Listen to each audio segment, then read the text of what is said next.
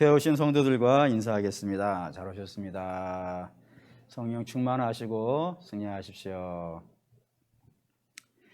사람은 값진 것이라든가 또는 귀한 물건을 소유하게 되면 본능적으로 자랑하고 싶은 욕구가 생깁니다. 예를 들어서 그 다이아몬드 한 4캐럿 정도면 얼마나 될 것 같으세요?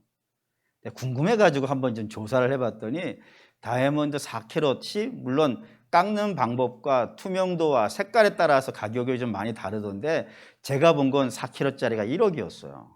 1억짜리 반지를 하나 한 거예요, 여러분들이. 그러면 어떻게 하고 싶은 거예요? 괜히 머리가 가렵지 않습니까, 그때부터? 내가 꼭 머리가 가려운 건 아닌데 자꾸 머리를 긁고 싶은 그런 생각이 든단 말이에요. 왜 그러냐면 머리 때문이겠습니까? 한번 좀 보여주고 싶은 것이지. 애 낳은 사람들 그렇지 않습니까? 애 낳은 사람들 제 주변에 많이 있는데 늘 하는 게 뭐냐면 애기들 자랑이에요. 사진도 엄청나게 올리면서 얘가 오늘 엄마라고 했다, 얘가 오늘 모가지를 들었다, 또 얘가 오늘 눈을 깜빡깜빡거렸다, 별걸 다 자랑하고 앉아있어요.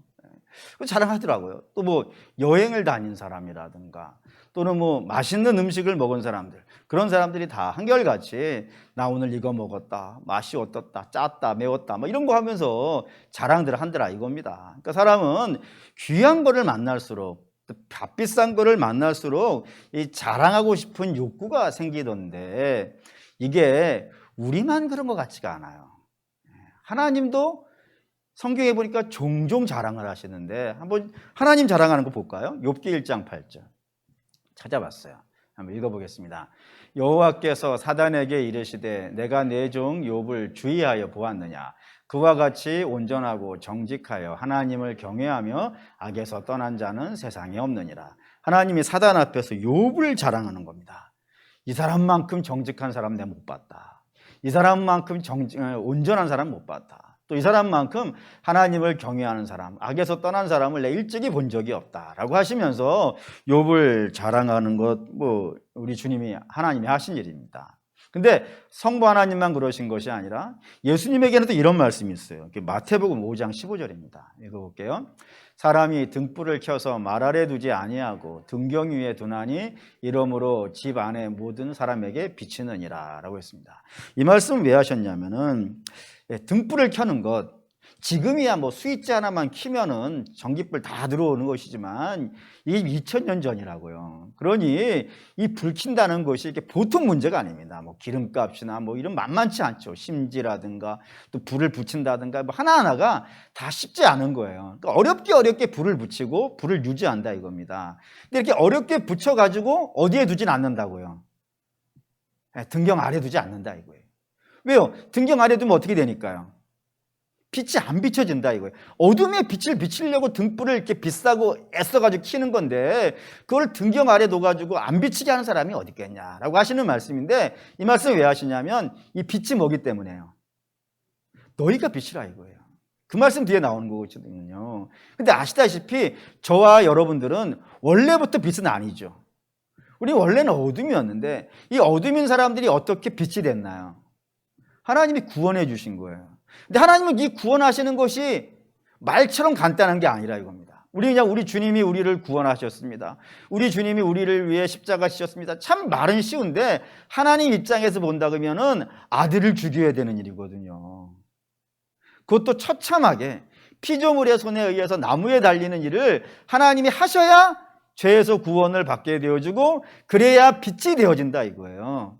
하나님 입장에서는 굉장히 애를 쓴 거란 말입니다. 그렇게 애를 써가지고 하나님 뭐 하시기 원한다고요? 이 어두움 가운데 걔가 비춰지기 원한다고요. 그러니까 성도들은 숨겨져 있으면 안 돼. 성도들은 숨겨져 있으면 안 되고 이 어둠 한가운데서 어떻게 하고 있어야 되는 거예요? 빛을 내고 있어야 된다 이거예요. 이걸 사도 바울은 고린도후서 2장 14절에 이렇게 썼어요. 읽어보겠습니다. 항상 우리를 그리스도 안에서 이기게 하시고 우리로 말미암아 각처에서 그리스도를 아는 냄새를 나타내시는 하나님께 감사하노라. 우리는 구원받은 자들에게나 망하는 자들에게나 하나님 앞에서 그리스도의 향기니 이 사람에게는 사망으로부터 사망에 이르는 냄새요 저 사람에게는 생명으로부터 생명에 이르는 냄새라. 누가 이를 감당하리요? 라고 했어요. 하나님이 우리를 부르실 때 뭐라고 부르셨다고요? 그리스도의 향기라고. 이 향기라는 것은 잡아둘 수가 없잖아요. 감춰둘 수가 없어요. 뭐를 하면은 감춰둘 수가 있을까요? 그냥 향기라는 건 말이죠. 막 뚫고 가는 거예요. 그래서 이 로마 시내 전체에는, 로마라고 하는 도시 안에는 신자도 있고 불신자도 있고 악한 자도 있고 선한 자도 있다 이겁니다. 그 모든 세대 한가운데에서 성도라고 하는 사람들은 누구의 향기를? 자기의 향기를? 아니라고요. 그리스도의 향기를 막 뿜고 있어야 되는. 그래서 저 사람이 지나가면 야, 저 사람 예수 믿는 사람 맞아, 이런 냄새가 나야 되는 그런 직분을 맡은 것이 성도라고 되어져 있고, 베드로도 이렇게 말했어요. 베드로 2장 9절에 10절, 너무나도 유명한 말씀입니다. 읽어보죠. 그러나 너희는 택하신 족속이요 왕같은 제사장들이요 거룩한 나라요 그의 소유된 백성이니 이는 너희를 어두운 데서 불러내어 그의 기이한 빛에 들어가게 하신 이의 아름다운 덕을 선포하게 하려 하심이라. 너희가 전에는 백성이 아니더니 이제는 하나님의 백성이요 전에는 국류를 얻지 못하였더니 이제는 국류를 얻은 자더라. 너희가 원래는 하나님 백성 아니었다 이거예요. 너희는 원래 빛이 아니었다고요. 너희는 원래 국류를 받을 만한 사람도 아니었다고요. 그런 너희가 하나님의 은혜로 말미암아서 제사장도 되어주고 왕같은 족속도 되어주고 택하신 백성도 되어주고 다 됐단 말입니다. 그렇게 하신 이유가 뭐라고요? 이 어두운 세상 한가운데에서 하나님의 아름다움을 증거하고 선포해야 되는 일을 맡은 자가 우리라 이겁니다. 그 일을 시키시기 위하여서 우리 주님이 우리를 구원하셨다라고 하는 겁니다. 그렇기 때문에 성도는 이 땅에 살아가는 이유가 자기 때문일 수 없어요. 그러니까 여러분들이 누가 혹시 물으시기를 왜 사십니까? 라고 하면 행복하기 위해, 이런 말 하면 안 되는 거예요. 행복한 건 자기가 이제 자기 목적이잖아요. 성도는 자기 목적을 위해 사는 것이 아니라 오로지 뭐 때문에요? 그리스도의 아름다움을, 하나님의 아름다움을 선포하는 그런 삶을 살도록 부름받은 자들이 성도라고 불려진 자들이라 이겁니다. 어두운 가운데서요. 근데 이 직분을 원래 처음부터 우리가 맡은 것이 아니라 우리보다 먼저 맡으신 분이 있는 거예요. 그게 누굴까요? 그분이 예수님이라 이겁니다. 보시죠. 요한복음 1장. 오늘 좀 찾을 게 많아가지고 이거 찾다 보면 일 셀 것 같, 날 셀 것 가지고 다 써봤어요. 4절에서부터 5절 읽겠습니다. 그 안에 생명이 있었으니 이 생명은 사람들의 빛이라. 빛이 어둠에 비치되 어둠이 깨닫지 못하더라. 여기 빛이 뭐예요? 예수님이에요. 예수님이 어디로 비춰 들어왔다고요? 이 세상 한가운데 어둠 한가운데에서 빛을 내시기 위해서 오셨다 이겁니다. 그래서 그 빛을 내면 어떤 일이 발생될까요? 보시죠. 요한복음 17장 3절 4절 읽을게요. 영생고 유일하신 참 하나님과 그가 보내신 자 예수 그리스도를 아는 것이니라. 아버지께서 내게 하라고 주신 일을 내가 이루어 아버지를 이 세상에서 영화롭게 하였사오니. 주께서 성부 하나님이 성자 하나님께 명하신 게 있단 말입니다. 그게 뭐라고? 그 일이라고요. 그 일이 어떤 일이에요? 하나님이 누구인지를 알려주는 것. 그리고 예수 그리스도 당신이 누구인지 알려주는 것. 그걸 어디 와서 한다고요? 어둠 한가운데에서. 그러니까 어둠 한가운데에서 알아듣지를 못해요. 빛이 비쳤으되 어둠이 깨닫지 못하더라 했던 것처럼 이 어둠이 주가 주인 줄 모른단 말이에요. 그 모르는 세상 한가운데 오셔가지고 얘기해줘야 될 거 아니겠어요? 모르니까. 알면은 얘기해 줄 필요가 뭐가 있겠어요? 아무도 알지 못하는, 심지어는 하나님의 백성이라고 불리는 사람들도 모르니까 그들에게 주께서 이 땅에 오셔가지고 뭐 하신다고요? 그거 알려주는 거예요. 성부 하나님이 누구신지, 그 성부 하나님이 어떻게 구원하시려고 하는지, 그 예수 그리스도가 누군지, 이런 것들을 알려주는 직분을 갖고 이 땅에 오셨다 이겁니다. 그 일을 하셨다 이거예요. 그리고 그 일이 이제 누구한테 왔다고요? 요한복음 17장 18절 읽겠습니다. 아버지께서 나를 세상에 보내신 것과 같이 나도 그들을 세상에 보내었고요. 같이. 아버지가 나를 보내신, 그게 뭐라고요? 빛을 비치는데 그 빛이 비춰지면 성부 하나님이 누구인지, 성자 하나님이 누구신지 이런 것들이 알려주고, 그래서 그 하나님이 누군지를 알게 되어지면 찬양을 할 수 있겠어요, 없겠어요? 하나님 모르면 찬양 못해요. 근데 하나님을 제대로 알았으니까, 주의 빛이 비춰져서 하나님을 누군지 제대로 알았으니까 이제 뭐 할 수 있는 거예요? 찬송을 할 수 있다 이거예요.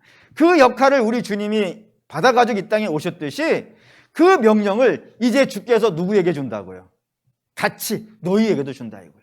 그럼 우리도 이 세상에서 빛을 쫙 비치면 당연히 누가 다 드러나야 되는 거예요?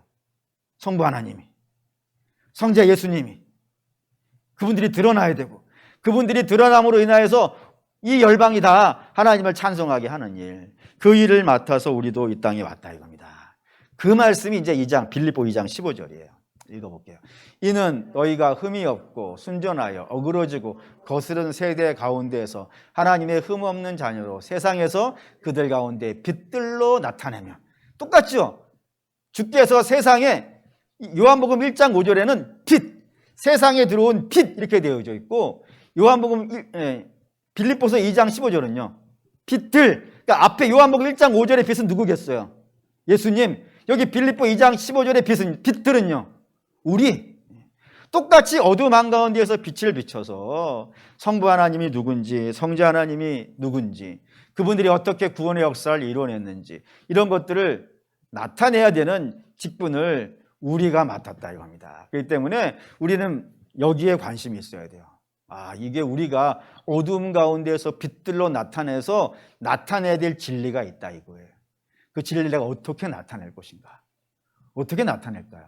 그게 2장 16절입니다. 2장 16절을 한번 읽어봐야 돼요. 중요한 절이니까. 빌립보 2장 16절 읽겠습니다. 생명의 말씀을 밝혀 나의 다름질이 헛되지 아니하고 수고도 헛되지 아니하므로 그리스도의 날에 내가 자랑할 것이 있게 하려 함이라. 생명의 말씀을 밝혀라고 했다 이거예요. 그러니까 다른 걸로 우리가 빛을 나타낼 수 있는 것이 아니라 뭘로 나타낼 수 있다고요? 생명의 말씀으로 나타낼 수 있다 이겁니다. 그러면 생명의 말씀으로 하나님을 나타내는 방법은 몇 개가 있을까요? 두 가지가 있다 이겁니다. 성경은 생명의 말씀을 밝히는 방법 두 가지가 있습니다. 그 두 가지 중에 첫 번째가 뭐냐면 당연히 입으로 해야 됩니다. 입으로 주를 나타내야 돼요. 그러면 좀 전에도 말씀드렸다시피 이 세상은 영적인 것에 대해서 무지합니다. 하나님이 누군지 모릅니다. 심지어는 하나님에 대해 알고 싶어 하지도 않습니다. 그냥 아예 하나님 없다고 하는 것이 이 세상입니다. 그러니 이렇게 철저히 영적으로 무지한 자들이 스스로 하나님을 알 수 있는 길은요 없어요. 그래서 반드시 어떻게 해야 돼요? 누군가가 가서 가르쳐야 된다 이겁니다. 가르치는데 아무거나 가르치면 안 되는 거예요. 아무거나 이야기하면 안 된다 이거예요. 반드시 세 가지를 얘기하게 돼 있어요. 근데 세 가지라는 건 이런 겁니다. 마치 이런 겁니다. 우리나라에서 외국으로 보낸 대사들 있잖아요. 뭐 주미대사, 뭐 주일대사 이런 사람 있지 않습니까? 그런 대사들이 상대방 정부에 가서 이야기를 해야 돼요. 이야기를 할 때 아무 얘기나 하면 돼요, 안 돼요? 안 됩니다. 반드시 본국의 훈령을 받아야 돼요. 본국에서 이런 거 얘기하라 라고 이렇게 얘기를 하면 그거를 받아가지고 그 미국이라는 나라나 또 일본이라는 나라, 뭐 중국이라는 나라, 그런 나라 정부에 듣든 안 듣든 뭐 그들이 받아주든 안 받아주든 대사는 가서 뭐만 해야 되는 거예요? 본국 정부에서 이야기하라는 것만 가서 이야기해야 돼요. 그거와 마찬가지로 성도도 아무거나 얘기하는 게 아니라 이겁니다. 아무거나 얘기하는 것이 아니라 본국에서 훈령을 받아야 되는데 우리의 본국은 어디겠어요? 당연히 천국이겠죠. 그러니까 천국에서 외치는 소리가 있습니다. 성령 하나님이 하시는 일, 그걸 한번 보시죠. 요한복음 16장 7절에서 11절 읽겠습니다. 그러나 내가 너희에게 실상을 말하노니 내가 떠나가는 것이 너희에게 유익하니라. 내가 떠나가지 아니하면 보혜사가 너희에게로 오시지 아니할 것이요 가면 내가 그를 너희에게 보내리니 그가 와서 죄에 대하여 의에 대하여 심판에 대하여 세상을 책망하시리라. 죄를 대하여라 함은 그들이 나를 믿지 아니함이요 의에 대하여라 함은 내가 아버지께로 가니 너희가 다시 나를 보지 못함이요 심판에 대하여라 함은 이 세상 임금이 심판을 받았습니다. 그러니까 성령께서 오시면 다른 거 안 하신다 이거예요. 가르치는 일을 하시는데 가르치는 일 중에 어떤 일을 하신다고요? 세 가지를 가르치신다 이거예요. 그래서 뭐에 대해서요? 죄에 대해서, 두 번째는 의에 대해서, 세 번째는 심판에 대해서. 이게 성령이 하시는 말씀이란 말이에요. 본국의 훈령이에요. 그러니 성도도 이 땅에서 우리 주 예수 그리스도가 누군지를 나타내려면은 이 세 가지를 밖에 없어요. 다른 게 없어요. 그래서 설교 시간에 사실 이 세 가지만 하면 돼요. 그렇지 않겠습니까? 여기서 뭐 경제 얘기를 하는데 뭐 하겠으며 문화 얘기는 저보다 여러분이 더 잘 알죠. 뭐 경제 얘기 여러분이 더 잘 알죠. 정치 얘기 여러분이 훨씬 더 잘 알고 뭐 교육, 문화, 사회 모든 분야에 대해서는 여러분이 저보다 100배는 나을 거예요. 그런 얘기 하는 데가 아니란 말이에요. 여기서 해야 되는 일은 딱 세 가지고, 여러분도 이 밖에 나가서 예수 그리스도를 증거하려면 뭐 다른 얘기 필요 없는 거예요. 이 세 가지라, 이거 세 가지. 세 가지 해야 돼요. 첫째가 뭐냐면 죄에 대해서 이야기하라 이겁니다. 죄에 대해서. 반드시 죄를 알려줘야 돼요. 여러분 알다시피 죄가 뭐죠? 하나님과 단절되어져 있는 거예요. 또 하나님 모르는 게 바로 죄예요.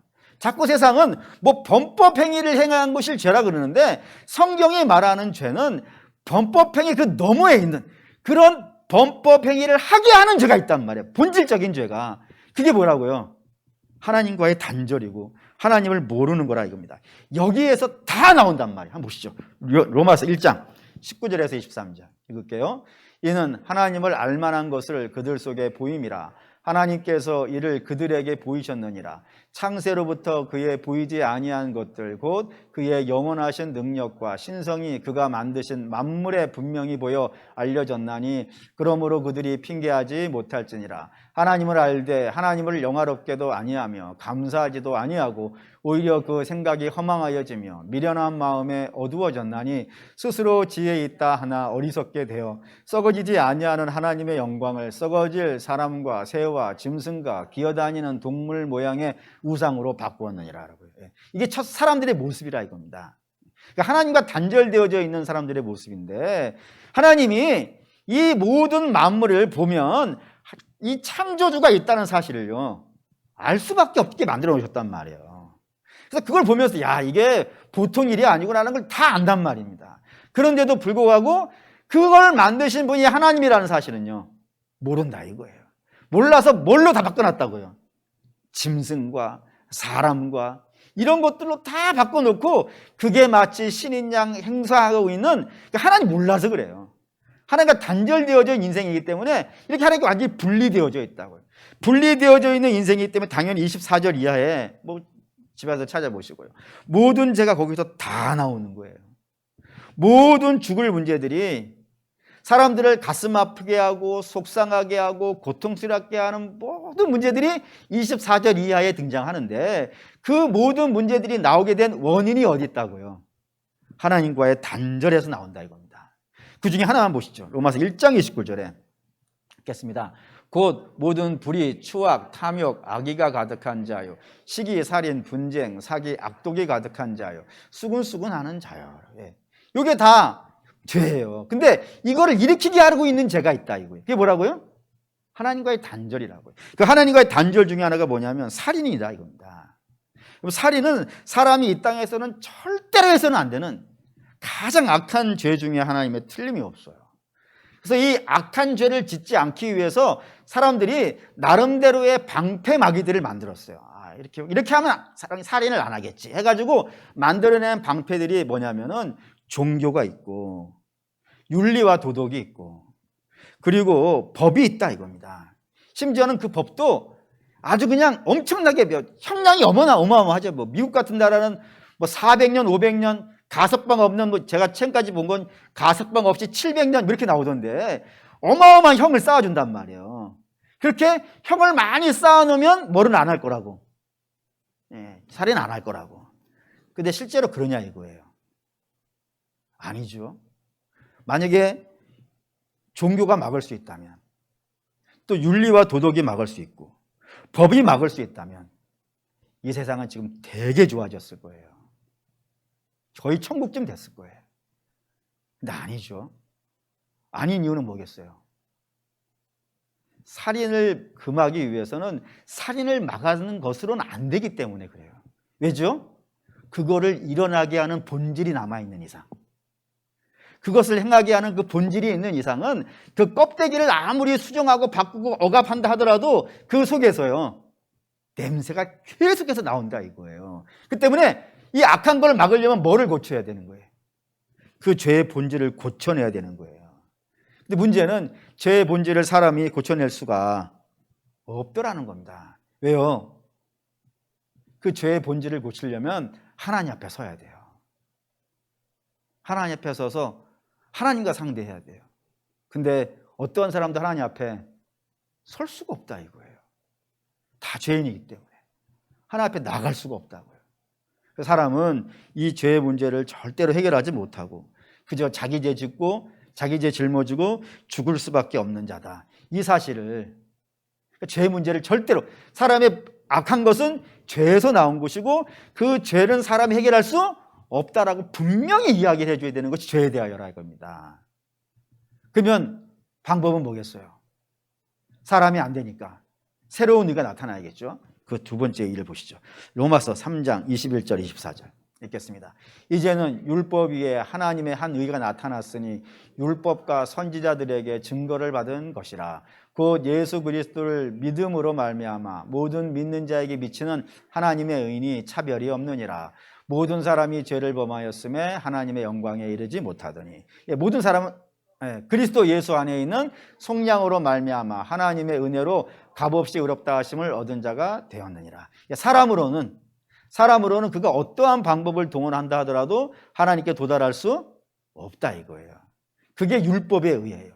그 율법의 의를 다른 말로, 우리가 알아듣는 말로 하면 율법이라든가 또는 뭐 종교도, 그죠? 세상에 있는 종교는 자기가 도 닦는 거잖아요. 내가 뭐 하고 선을 행하고 다 자기 의라고요. 세상의 모든 종교는 다 자기 의예요. 그리고 윤리나 도덕도 다 자기 의고, 그리고 학문도 자기 의고, 법을 지키는 것도 다 자기 의라고요. 이런 모든 자기 의로는 결코 사람을 죄에서부터 건져낼 수 없기 때문에 하나님이 그 율법의 의로 하지 아니하시고 새로운 의로 이 땅에 보내셨다 이거예요. 그 의가 누구라고요? 예수님이라고. 그래서 예수님이 등장하는 거예요. 사람의 의로는 안 되니까, 아무리 백날 수고해도 안 되니까 예수님만이 그 사람의 모든 죄의 문제를 해결할 수 있다. 그래서 우리는 그 예수님을 믿어야 된다라는 것을 분명히 선포해야 된다 이거예요. 그래서 이렇게 됐잖아요. 천하 만국 중에는 구원을 얻을 다른 이름이 없다라는 사실을 분명히 말해야 된다 이거예요. 만약에 다른 이름으로 구원받을 이름이 있다 그러면 우리는 왜 이 수요일밤에 모여야 되냐 이거예요. 그 세상의 날카로운 눈빛을 바라보면서 왜 모이냔 말이에요. 그냥 다 집에 있지. 다른 방법이 없단 말이에요. 다른 방법이 없기 때문에 우리가 여기에 모여가지고 예배한다 이것입니다. 그렇기 때문에 사랑하는 우리 믿음의 성도 여러분, 여러분도 우리가 이 땅에서 당당하게 외치셔야 돼요. 예수 외에는 다른 이가 없음을, 오직 예수를 믿음으로만이 너와 내 집이 구원받을 수 있다는 사실을 분명하게 외칠 수 있어야 된다 이겁니다. 이게 의에 대한 것이고, 세 번째는 심판에 대해서도 분명히 이야기해야 돼요. 히브리서 9장 27절 잘 아는 말씀이죠. 읽습니다. 한 번 죽는 것은 사람에게 정해진 것이요 그 위에는 심판이 있으리니 라고 했습니다. 사람은 그가 누구이든지 간에 반드시 한 번은 하나님의 심판대 앞에 서서 하나님의 심판을 받아야 됩니다. 의인은 예수의 의를 덧입은 사람이므로 그는 의의 심판을 받을 것이고, 반면에 예수의 의를 덧입지 않은 자들은 영벌의 심판을 받게 될 거예요. 그리고 여러분, 신앙이라고 하는 것은 취미생활이 아닙니다. 그래서 영벌과 영생이 달려있는 문제라고요. 이걸 어떻게 우리가 취미생활 대하듯이 뭐 하면 좋고 안 해도 그만, 이런 관점으로 신앙생활을 우리는 해갈 수가 없더라 이겁니다. 성경에 이런 표현들이 되어 있어요. 예수님을 믿지 않는 자들에게는 반드시 두 번째 사망이 있다고. 근데 이 두 번째 사망이 얼마나 무서운지를 성경에 썼단 말입니다. 그거 보죠. 요한계시록 6장 12절에서 17절 읽어볼게요. 내가 보니 여섯째 인을 떼실 때에 큰 지진이 나며 해가 검은 털로 짠 상복같이 검어지고 달은 온통 피같이 되매 하늘의 별들이 무화과 나무가 대풍에 흔들려 설익은 열매가 떨어지는 것 같이 땅에 떨어지며 하늘은 두루마리가 말리는 것 같이 떠나가고 각 산과 섬이 제 자리에서 옮겨지며 땅의 임금들과 왕족들과 장군들과 부자들과 강한 자들과 모든 종과 자유인이 굴과 산들의 바위 틈에 숨어 산들과 바위 위에게 말하되 우리 위에 떨어져 보좌에 앉으신 이의 얼굴에서와 그 어린 양의 진노에서 우리를 가리라 라고. 그들이 진노의 큰 날이 이르렀으니 누가 능히 서리요 라고. 그 심판의 날이 어떤 날이라고요? 진노의 큰 날이라고요. 이 진노의 큰 날에 이런 일들이 있어요. 땅의 임금들과 왕족, 장군, 부자, 강한 자, 이런 사람들, 우리가 이 땅에서 봤을 때 흔히 세상 부러울 것 없는 사람들이죠. 그렇지 않습니까? 이런 사람들은 말 한마디로 사실 천냥빚을 갚을 수 있는 사람들이고, 소위 이런 말도 쓰잖아요. 하늘을 나는 새도 떨어뜨릴 만한 권세를 가진 사람들이에요. 이 세상에 뭐가 부럽겠어요, 저런 사람들이. 근데 저런 사람들도 예수하고 관계없는 사람들은 마지막 때 어떻게 된다고요? 동굴에 숨어가지고 그 주 예수 그리스도의 오시는, 재림하시는 예수 그리스도의 얼굴을 보지 못하여서 산과 바위들에게 부탁을 한단 말이에요. 내 위에 쏟아져가지고 내가 저분을 안 보게 해달라고. 안 볼 수 있나 그랜들. 주께서 아예 그냥 바다에서 죽은 자들은 바다에서 끄집어낸다 그러셨는데 안 볼 수 없는데도 불구하고 그때의 죄인들이 주를 만나는 공포가 얼마나 심한지를 저렇게 성경이 표현했단 말입니다. 반면에 주를 만나는 자들 한번 보시죠. 이거 디모데후서 4장 6절에서 8절 읽겠습니다.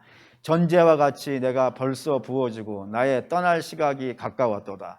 나는 선한 싸움을 싸우고 나의 달려갈 길을 마치고 믿음을 지켰으니 이제 후로는 나를 위하여 의의 면류관이 예비되었으므로 주고 의로우신 재판장이 그날에 내게 주실 것이며 내게만 아니라 주의 나타나심을 사모하는 모든 자에게도니라.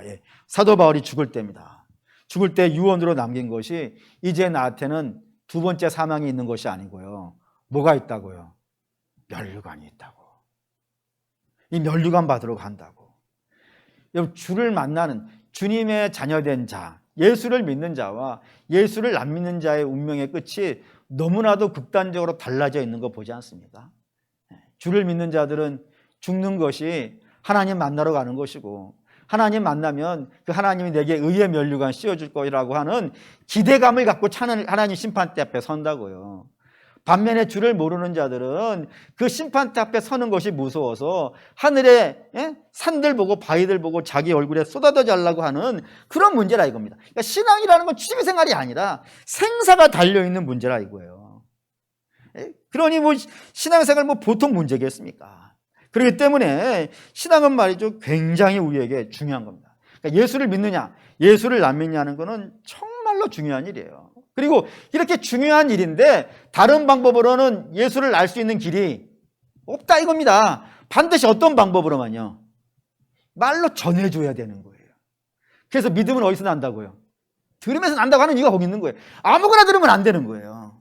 반드시 뭐에 대해서 들어야 되냐면 우리의 죄됨과, 그리고 예수 그리스도의 구원자 되심과, 그리고 그를 믿지 않는 자에게 심판이 있음을 반드시 증거하는 이 세 가지 일이 성령께서 교회에게 명하신 훈령이고, 이 훈령을 받은 성도들은요 반드시 이 땅에서 입을 열어서 예수 그리스도의 이런 분이시라는 것을 반드시 외쳐야 되는 일이 바로 생명의 말씀을 전하는 일이라 이겁니다. 이 일을 해야 된다고요.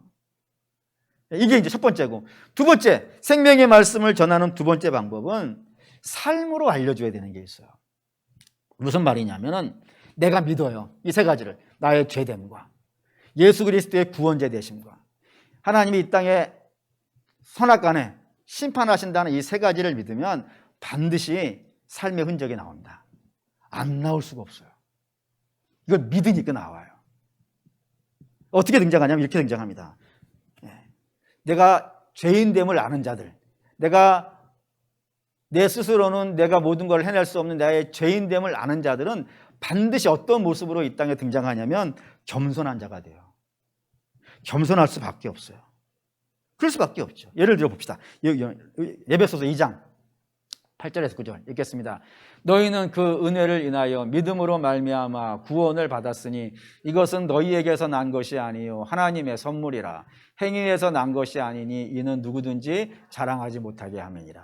하나님께서 사람의 능력으로 구원하는 길을 없지요? 없어요. 할 수도 없고, 오직 어떠한 방법으로요?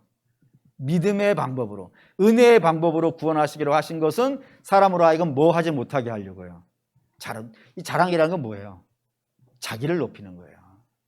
그거 못하게 하시려고 하신다 이겁니다. 그러니까 내가 죄인 된 자를, 내가 죄인이 나는 아무것도 하지 못하는데 못하는 자를 뭘 자랑할 수 있겠어요? 내가 가진 건 뭐 그게 하나가 나를 구원에 이끌을 수 있는 힘이 있다 그러면 자랑할 만하죠. 근데 내가 가진 아무것도 나를 구원으로 이끌지 못하니까 내가 가진 게 뭘 자랑을 하겠어요? 그래서 사도 바울은 이 모든 것들을 한번 보시죠. 빌립보 3장 5절에서 8절. 이게 당시의 유대인들이 자랑하는 것들이에요. 한번 보시죠. 나는 8일 만에 할례를 받고 이스라엘 족속이요 베냐민 지파요 히브리인 중에 히브리인이요 율법으로는 바리새인이요 열심으로는 교회를 박해하고 율법의 의로는 흠이 없는 자라. 그러나 무엇이든지 내게 유익하던 것을 내가 그리스도를 위하여 다 해로 여길 뿐더러 또한 모든 것을 해로 여김은 내 주 예수 그리스도를 아는 지식이 가장 고상하기 때문이라. 내가 그를 위하여 모든 것을 잃어버리고 배설물로 여김은 그리스도를 얻고라고 되어 있어요. 내가 사람들이 유대인들은 앞에 말씀드렸던 8일 만에 히브리인, 이스라엘인, 베냐민 지파 이런 바리새인 이런 것들이 자랑이라고요. 이런 것들이 있기 때문에 내가 구원을 받는다라고 생각을 해왔단 말입니다. 그래서 그걸 자랑을 했어요. 그걸 자랑하다 보니까 그런 거를 가지고 있는 내가 하나님 앞에 나타나기 시작한 거예요. 그래서 바리새인들이 손을 들고 내가 어쩌고저쩌고 하는 그런 일들을 하게 되는 이유가 뭐인 거예요. 내가 가진 힘으로 구원받을 수 있다라고 하는 자기 자랑이 그걸 만든단 말이에요. 근데 주께서 그걸 안 된다 그런 거예요. 그걸 안 된다는 걸 아니까 사도 바울은 자기가 지금까지 자랑이었던 걸 다 뭘로 여긴다고요? 배설물로 여긴다 이거예요. 그걸로 안 된다 이거예요. 내가 나를 아무리 높여봐야 내 힘과 내 능력으로는 안 된다 이거예요. 그래서 오직 뭐만 높인다고요? 예수님만 높인다고요. 그래서 자기가 가진 것을 부인하고 예수 그리스도만 높이는 것, 이걸 뭐라 그런다고요? 그게 겸손이라 이거예요. 그러니까 성경이 말하는 겸손이라고 하는 것은 그냥 다른 사람 앞에서 이렇게 고개 숙일, 그건 온유에 가까워요. 온유에. 성경이 말하는 겸손이라는 건 자기를 인정하는 거예요. 나 아무것도 아니라고. 오히려 이렇게 얘기해야 돼요. 디모데전서 1장 15절 읽겠습니다. 밑보다 모든 사람이 받을 만한 이 말이요 그리스도 예수께서 죄인을 구원하시려고 세상에 임하셨다 하였도다. 죄인 중에 내가 예수니라. 내가 죄수다 이거예요. 복음의 빛을 믿으니까 내가 죄인인 걸 알았다 이거예요. 그것도 나는 죄인 중에 괴수라. 내 힘으로는 안 되더라. 나를 구원한 건 오직 예수 그리스도라고 예수님을 높이고 자기는 철저히 낮추는 것, 이거를 겸손이라 그러고, 이런 겸손의 마음은 누구만 갖는다고요? 내가 죄인됨을 믿는 자들이에요. 그러니 신앙이 깊어지면 깊어질수록 사람은 자기 자신을 자꾸 내려놔요. 자꾸 내려놔요. 나는 아무것도 아닙니다. 나는 아무것도 아닙니다. 나를 구원하신 오직 예수님입니다 라고 하면서 자기는 내려놓고 예수만 높이는 그런 일을 한다 이겁니다. 그 다음에 삶으로 증거해야 되는 두 번째는 예수님만의 구원이니까, 그럼 그런 예수님을 믿는 우리의 믿음은 어떠해야겠어요? 철두철미해야 됩니다. 아주 그냥 오직 예수만 돼야 돼요. 왜요? 우리의 구원이 내가 가지고 있는 여러 가지 방법들 중에 예수님이 하나라면은 우리 신앙도 이렇게 나눠 놓으면 되죠. 이거 믿고 저거 믿고 저거 믿고 저거 믿고 할 수 있잖아요. 근데 예수님만 된다니까요. 나머지는 안 된다니까요. 그러면 나머지는 다 버릴 수 있죠. 아니 물론 지금 버리라는 건 아니고, 오해는 마시고요. 다 있어야 돼, 이 땅에 사는 동안에. 근데 나를 구원하는 가장 근본적인 것은요, 예수님이니까 예수님만 붙잡고 나머지는 버릴 수 있는 건 아니겠어요. 이걸 이렇게 한번 생각해 봅시다. 제가 사실은 가끔 한 번씩 특별히 선거철이 되면은 은혜 받을 때가 있어요. 이걸 은혜 받는다고 해야 되나? 어쨌든 그런 게 있어요. 그게 뭐냐면 그 정치인들이 이제 도로에 나와가지고 새벽부터 막 인사하고 있잖아요. 현판 들고. 저보고 2주간만 그거 하면은 국회의원 시켜준다고 하면 제가 할 것 같아요? 안 할 것 같아요? 나 안 하지. 왜 안 할 것 같으세요? 못 하겠어요, 나는. 어떻게 그 뽀뚝 새벽부터 거기에 서가지고 사람들이 쳐다도 안 봐주는데 거기에 인사하고 오는 사람 악수하며 한번 해보려고, 나 못 하겠어, 그거. 근데 그 사람들은 해요. 왜 할까요? 권력에 대한 욕구예요. 권력에 대한 욕구가 그들로 하여금 남들이 못하는 일을 하게 해요. 재벌도 한번 좀 생각을 해보시죠. 돈을 좋아하는 재벌이라고 칩시다. 돈을 너무너무 좋아해요. 그리고 돈을 벌기 위해서 어떻게 살겠어요? 어마어마하게 살아요. 그래서 흔히 그러잖아요. 가진 사람이 더 짜더라. 이런 식으로 말이 표현되는 거 보면은 이 돈에 대해서 욕심을 갖기 시작한 사람들은 다른 것이, 심지어는 강도가 자기를 찌른다 하더라도 돈을 안 내놓는, 거기에 돈에다가 순교를 하는 것이, 그런 일들이 벌어지기도 한더라 이겁니다. 제가 왜 그런 장면들을 보면서 야, 이게 은혜 받았다라고 생각하냐면은 이런 마음이 들기 때문이에요. 국회의원들이 권력에 대해서 그렇게 간절한 것 같이, 돈을 사랑하는 사람이 그 돈에 대해서 간절한 것 같이 나는 예수에 대해서 간절한가? 저들은 권력이 없으면 못 살 것 같아서 그런 거 아니겠어요? 옛날에 드라마 정도전이라는 드라마가 있었는데 거기에 무슨 박모식이라고 하는 분이 나왔어요. 그분이 뭐라 그랬냐면 권력이 없이 하루를 더 사는 것은 너무너무 괴로운 일이라고. 죽지는 죽는 것보다 죽는 게 더 낫다고. 얼마나 권력이 사모하면 그렇게 되겠어요. 권력을 사모하듯이 넌 예수를 사모하냐? 그 정치인들 보면서 그런 생각을 해요. 막 뉴스에서 돈 때문에 막 치고받고 싸웠다는 얘기 들으면은 야, 저 사람들이 돈에 대해 갖고 있는 저 간절함이 나는 예수에 대해서 갖고 있는가? 저 사람들이 왜 그걸 그렇게 간절하겠어요? 그게 자기의 생명이라고 생각하거든요. 그게 인생의 전부라고 생각하거든요. 그래서 거기에 대해서 간절한데 나는 예수 믿는 사람인데 예수 믿는 사람이 그런 간절함이 있는가? 하는 생각이 들 때가 있더라 이겁니다. 그래서 예수 믿는 사람들은 사실 이 세상에 살면서 좀 들어야 되는 말이 뭐 매 순간은 아니더라도 신앙생활을 하는 동안에는 반드시 들어야 되는 말이 있어요. 제가 볼 때는 한 두 가지 정도는 무슨 일이 있어 들어봐야 되는데, 하나는 광신자라는 얘기 한 번씩은 들어봐야 돼요. 또는 예수 믿으면 밥이 나오냐 떡이 나오냐 이런 얘기 한 번씩 들어봐야 돼요. 오죽 예수 했으면 그런 얘기 나오겠어요. 자, 마음으로만 들어봅시다. 실제로 들어가면 창피할 수 있으니까. 혹시 나는 인생을 살면서 한 번도 광신자라는 소리를 못 들어봤습니다. 나는 신앙생활을 하면서 예수 믿으면 밥이 나오냐 떡이 나오냐, 심지어는 예수가 그렇게 좋디? 라고 하는 그런 얘기를 누군가에게는 한 번은 들어봤는가 생각이 들어보셔야 됩니다. 그 예수가 생명이라면 그 간절함이 그런 말을 듣게 만든다 이거예요. 세 번째, 심판을 믿어야 된다 했는데 심판을 믿는다는 말도 참 중요해요. 심판을 믿는 자는 죄를 지을까요, 안 지을까요? 이 시중에서 기독교를 비판하는 말 중에 간혹 이런 말이 있습니다. 예수 믿는 사람은 어떤 죄를 지어도 하나님 앞에 가서 회개하면 하나님이 다 용서해 주신다더라. 이게 뭐 가당키나 하는 일이냐, 뭐 이렇게 말하시는 분들이 간혹 있는데 사실 이 말은 반은 맞고 반은 틀린 말입니다. 맞는 부분은 이런 거예요. 용서라는 측면인데 용서라는 측면에서는 그 말은 맞아요. 우리가 어떤 죄를 졌다 하더라도 하나님은 우리의 모든 죄를요 용서 못하실 죄는 없어요. 우리 하나님은 모든 죄를 다 용서하실 수 있다는 면에서는 반드시 그 말은 맞는 말입니다. 그런데 이 말을 악용해서 나는 이제부터 무슨 죄를 지어도 가서 회개만 하면 하나님이 다 용서해 주실 것이니까 난 이제부터 아무 죄나 짓겠다, 이런 말을 하는 자는요 하나님의 자녀일 수 없어요. 하나님의 자녀는 그렇게 말하지 않아요. 왜요? 하나님의 자녀는 거듭난 자거든요.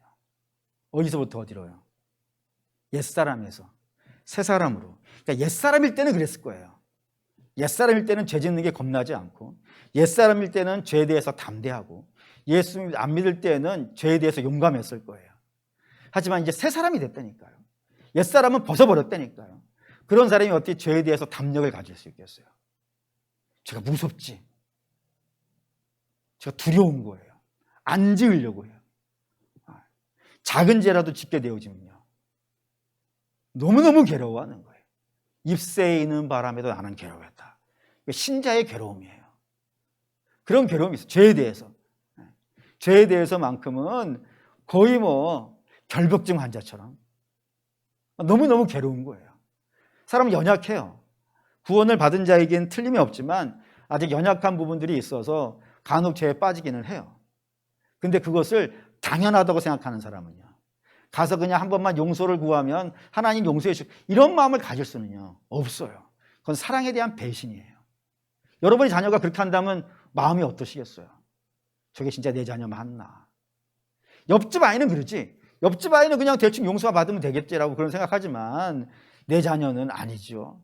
내 자녀는 나한테 다시는 안 하겠다고 고백했으면 다시는 안 해야 돼요. 그걸 안 하려고 해야 돼요. 그 죄에서 도망치려고 해야 되고, 그것이 하나님의 자녀이지 죄에 대해서 그렇게 용감할 수 없다 이겁니다. 왜냐하면 하나님이 그걸 너무너무 싫어하는 걸 아니까. 하나님이 그걸 너무너무 싫어하는 걸 알고 또 그 심판이 얼마나 무서운 건지를 아니까 그 죄를 반복해서 지을 수 없더라 이겁니다. 반면에 죄에 대해서는 그렇게 둔감해지고 미련해지고 어리석어지는 반면에 의에 대해서는 어떨 것 같으세요? 새 사람이니까 민감해져요. 거기에 대해서 간절해지고 거기에 대해서 갈급해져요. 예를 들어서 얼마 전에 뭐 뉴스에서 이런 얘기, 제가 야구를 좋아하니까 야구에서 들었는데 프로야구 단장님이 말씀을 하시는데 자기 팀에 10년 동안 정말 지지리도 못하는 선수가 있었다는 거예요. 그래가지고 그냥 던지는 게 아까울 정도로 못했는데 작년에 너무너무 잘했다는 거예요. 그러니 연봉이 올랐겠어요? 안 올랐겠어요? 어마어마하게 오른 거예요. 그랬더니 그 선수 지금 뭐 하고 있냐면 남들이 연습 안 할 때 나와서 연습한다는 거예요. 그러면서 하는 말이 그게 참 인상적이었어요. 돈 맛을 봤거든. 그게 정답이에요. 돈 맛을 봤는데 다시 옛날로 돌아가고 싶은 마음이 누가 있겠냐고.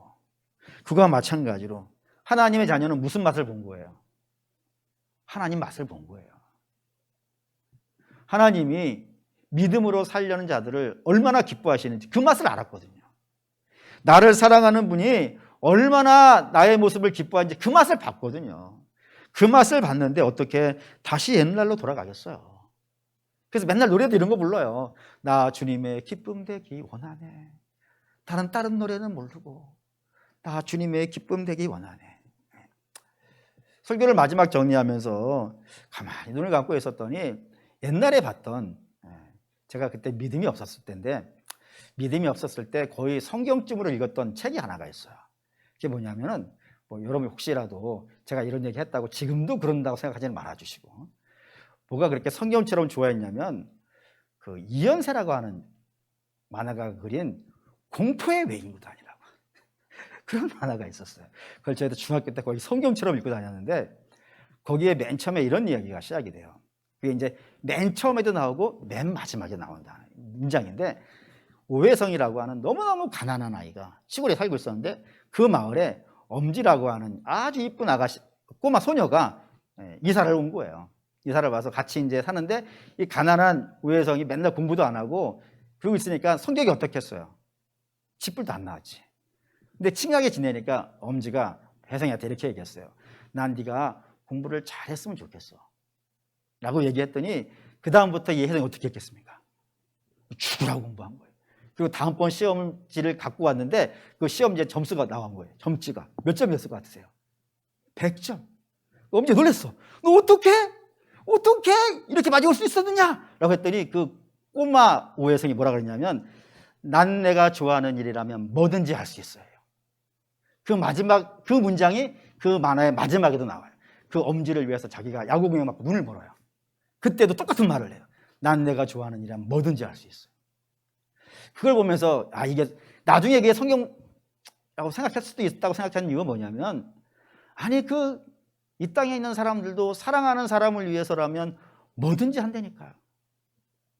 근데 우리를 위해 죽으신 예수 그리스도를 위해서요, 우린 뭐든지 하나? 난 내가 좋아하는 일 뭐든지 할 수. 그게 사랑하는 자에게 가져야 되는 마음이지, 어떻게 죄 지어도 돼, 죄 지어도 가서 회개만 하면 돼, 이런 말을 할 수가 없어요. 심판이 무섭니까? 의의 상은 받고 싶고 영벌의 상은 받기 싫으니까 그런 삶을 살아가는 것이 성도의 삶이라 이겁니다. 이게 하나님의 말씀을 이 땅에 드러내는 방식이에요. 입으로 진리 대신 죄와 그리고 예수님과 심판에 대해서 증거하고, 삶으로는 내가 믿고 있는 죄가 나의 삶을 겸손하게 만들고, 내가 믿고 있는 예수님이 나로 하여금 그 예수님에 대해서 간절하게 하고, 내가 심판을 믿으니까 죄 안 지려고 하고 의를 사모하게 되어지고 내 몸으로 증거하고 있을 때, 이 두 가지 방식으로 2000년 교회 역사에서 예수 그리스도는 날마다 증거되어졌습니다. 그게 오늘 우리에게도 동일한 일입니다. 그리고 사랑하는 믿음의 성도 여러분, 원래 빛은 어두움에 비춰지게 돼 있어요. 그 마틴 로이드 존슨이라는 목사님이 계시는데 그분이 한 설교를 읽어봤어요. 거기에 이런 내용이 있다고요. 영국 교회가 이제 막 어둠에 있었을 때 그분이 이제 웨스트민스터에서 목회를 하셨는데 이런 설교를 하시는 거예요. 예전에 영국이 기독교로 온 나라가 기독교였을 때는 사실은 이런 거 안 해도 됐을지 몰라요. 다 믿으니까. 근데 지금은 다 믿어요. 이때야말로 우리가 빛을 내야 될 때 아닙니까? 남들은 다 이때 시대는 어두워서 복음 전하기 어두워요, 힘들어요 하는 그때에 이때야말로 우리가 복음 전해야 될 때 아닙니까?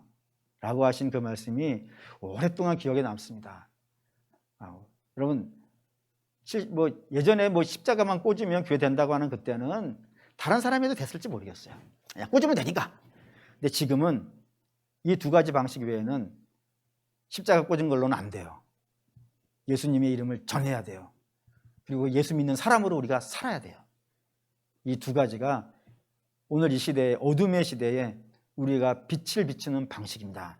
이 방식대로 사셔서 저와 여러분이 살아서 우리 주님이 우리로 인하여서 영광 받으실 수 있으시기를 주의 이름으로 축원합니다. 아멘. 기도하겠습니다.